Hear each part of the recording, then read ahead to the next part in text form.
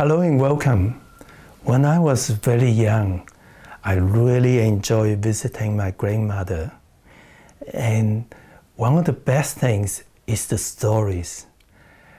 After dinner, we almost always go outside, sit down, have the refined Chinese tea. In our area, we call it Kung Fu tea, with really good tea, and make it slowly with little cups, and the tea is quite concentrated and beautiful. But the best thing was the stories. Granduncle always come over and tell us stories. Stories about the famous General Yi who saved China from foreigners, or about folk heroes. And I love it so much that one time I was sick and I was not allowed to come out, and I sneak out and just listen to the story at the corner.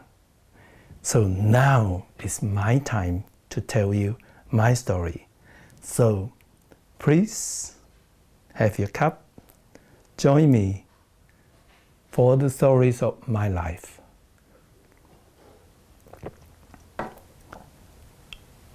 I'm fortunate to have a really interesting, complex lifestyle. I remember I read somewhere it says that no matter what life dish out to you, I can shape it to give me the best. In doing so, I can also help many other people. And I resonate very strongly with that. My life is full of some beautiful experience and some pretty horrible ones.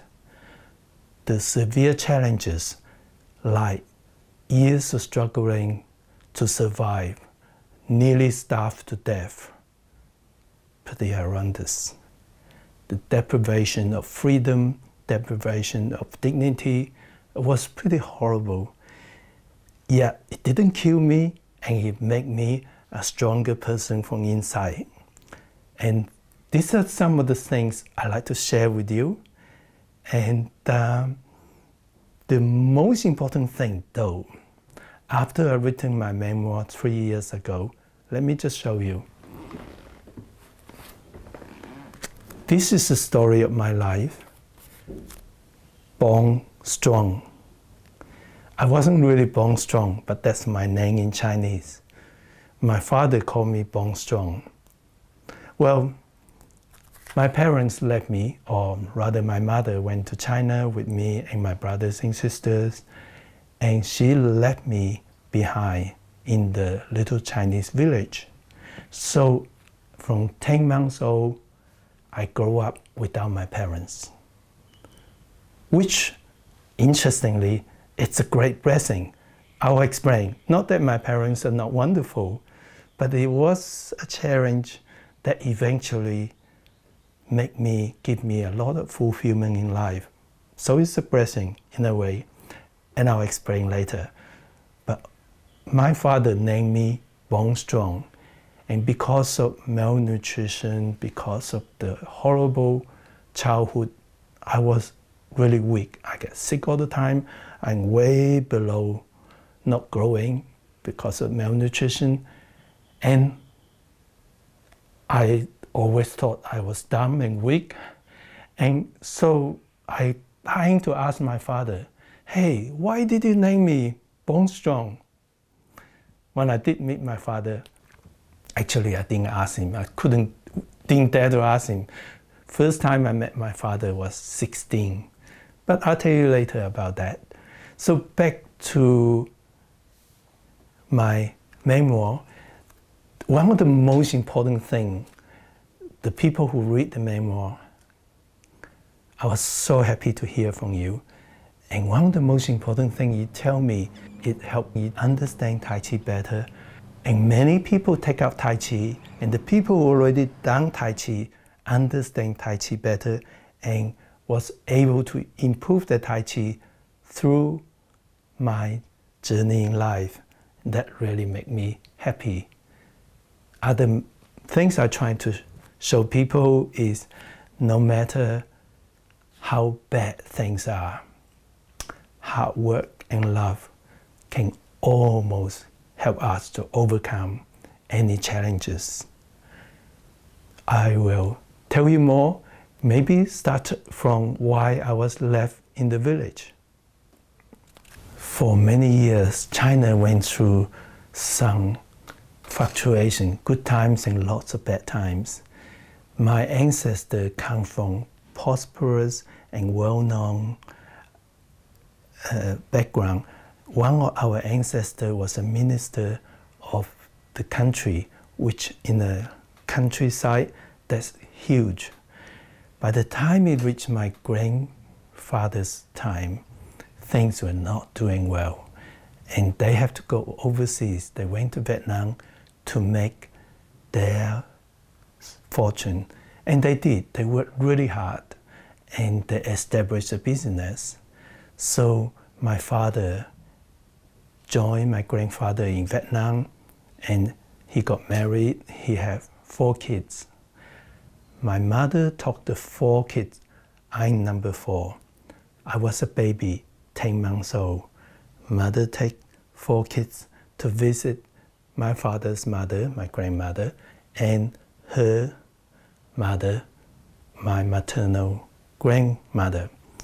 And while she was there, my grandmother, my father's mother, wanted me to stay with her because it's sort of a Chinese tradition. When you live this life, it's important to have a male offspring to see you off. That make it more likely for you to go to heaven. Or she just like company of a grandson. So baby me was chosen to stay with grandmother. But it was wonderful. Grandmother loves me. And my aunt, she is kindness itself. And I have a cousin that my aunt's son is 15-year-old. So they treat me like a prince. I have a wonderful life until I was 2-year-old. Then the communists came. And wow, the world went upside down. Grandmother was classified as landlord, as the poison of the people or the enemy of the people. And she was just an old lady. The reason why she owned some land, which is just a tiny little piece of land, was grandfather sent money to the village to buy her some land, build a nice house.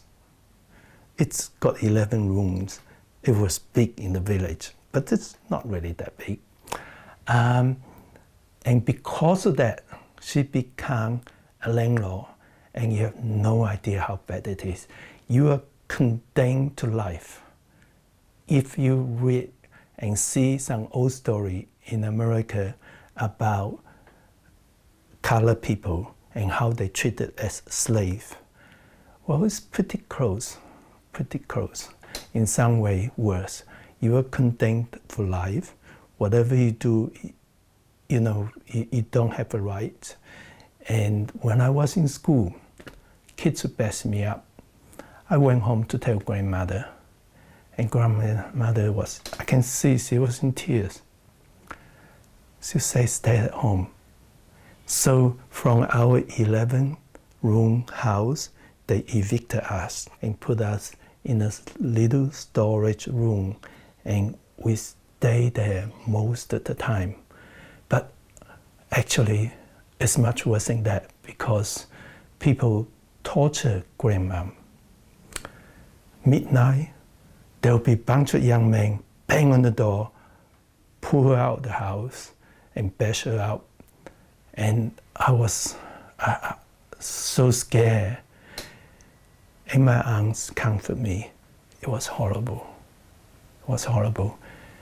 Eventually, the persecution, the loss of respect, it may be something to do with me, that grandma eventually perished. What's it got to do with me? Grandmom is the person who asked me to stay in China. Once she realized there's no hope for me, no future for me, for the rest of my life, it's going to be horrible. And she felt that's her fault. And as I analyze it as I get older, I can understand grandmom feels so guilty. But it's the persecution, of course, that takes her life. So I live with my aunt. She's such a beautiful person. She's just so kind. I can't imagine there's any mother who's kinder than my aunt to me. However, it was a horrible time, but it's a great blessing for me, and I'm going to tell you why in the next session.